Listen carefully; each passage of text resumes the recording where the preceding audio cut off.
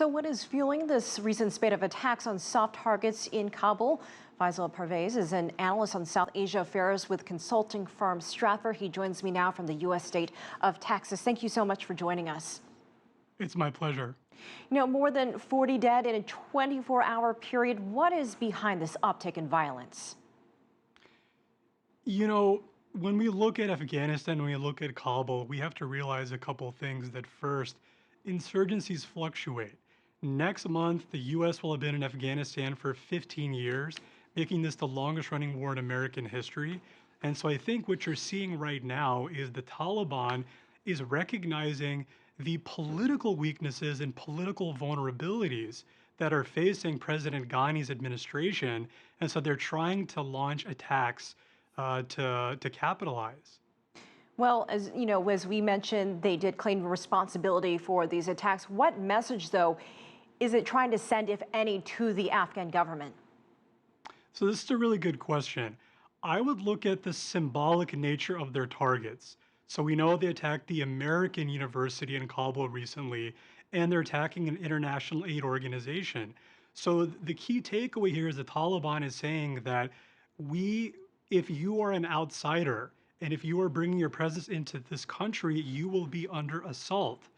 And so I think that because Ghani's administration itself is so overwhelmingly reliant on outside aid, that the Taliban is also giving them a message that so long as you align yourself with outside powers, you can expect this insurgency to continue. Give us your reading on the Taliban at the moment. Is this group getting stronger? Yeah, the Taliban, a couple things to mention here are that number one, this organization first came onto the scene back in 1994. And since then, the Taliban that we see today is much more diffuse, much more decentralized, and it's a different organization.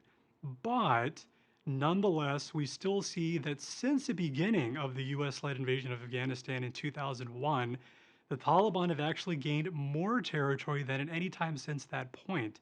So it is clear that their tactics and their strategy is working. And I might add that the other side of the coin here is actually the weakness of the government. Certainly, the insurgency itself has its own endurance, but it's also because the current government of Afghanistan is so weak that the insurgency is able to capitalize and to launch and sustain these attacks.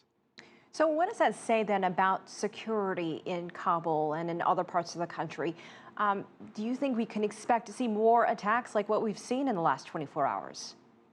Unfortunately, the answer to that question is probably yes.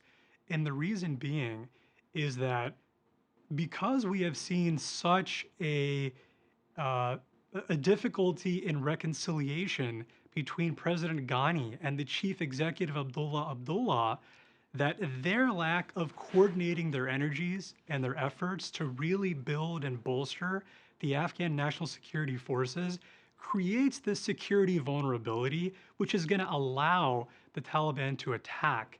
And so, yeah, I do think that as we move on into the winter months, that we're going to continue to see this stream of attacks. All right, Faisel Pervaiz, thank you so much for your time. Thanks for joining us from Texas. It was my pleasure. Thank you very much.